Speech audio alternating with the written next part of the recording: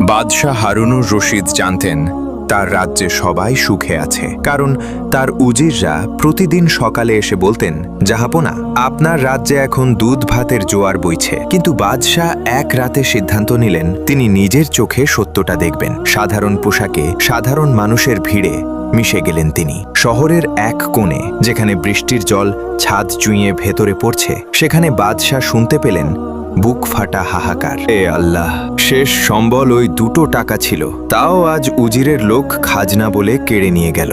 এখন আমি ওষুধ কিনবো না, খাবার। আব্বা, আজও কি আমরা না খেয়ে থাকবো? পেটে খুব খিদে লেগেছে। বাদশাহ দরজার আড়ালে দাঁড়িয়ে থমকে গেলেন। তার মনে হলো এই বৃষ্টির প্রতিটি ফোঁটা যেন এক একটা তপ্ত তীরের মতো তার বুকে বিচ্ছে। বাদশাহ ধীর পায়ে সেখান থেকে সরে এলেন। রাস্তার কর্দমাক্ত জল তার রাজকীয় জুতোয় লাগছে, কিন্তু সেদিকে তার খেয়াল নেই। আমি তো ভেবেছিলাম আমার রাজ্যে কেউ অভুক্ত নেই। আজ বুঝতে পারছি আমার সিংহাসন আসলে দাঁড়িয়ে আছে এই গরিব মানুষগুলোর কান্নার উপর। মন বাদশাহ যে নিজের প্রজাদের চোখের জল চিনতে পারিনি। হতাশা আর গ্লানি নিয়ে ফেরার পথে বাদশাহ দেখলেন এক অদ্ভুত দৃশ্য। একটি ছোট শিশু রাস্তার ধারে জমে থাকা কাদার ভেতর মনের সুখে দুর্গ বানাচ্ছে। তার সারা গায়ে কাদা, কিন্তু মুখে লেগে আছে স্বর্গীয় হাসি। খোকন, তুমি এই নোংরা কাদায় খেলছো কেন? তোমার ভয় লাগছে না? বাচ্চাটি কেন ভয় লাগবে?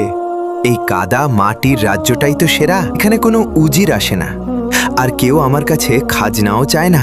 আমি এখানকার রাজা। বাচ্চাটির কথা শুনে বাদশাহ স্তব্ধ হয়ে দাঁড়িয়ে রইলেন। একটি শিশুও জানে যে স্বাধীনতা আর সুখ ট্যাক্স মুক্ত কাদামাটির ঘরেও পাওয়া যায়, যা তিনি তার বিশাল প্রাসাদে দিতে পারেননি। সেই রাতেই বাদশাহ প্রাসাদে ফিরে এক জরুরি ফরমান জারি করলেন। পরের দিন সকালে উজিরদের মিথ্যে হাসির বদলে প্রাসাদের দরজায় দেখা গেল ক্ষুধার্ত মানুষের ভিড়, যাদের জন্য বাদশাহ নিজের ভাণ্ডার খুলে দিয়েছিলেন।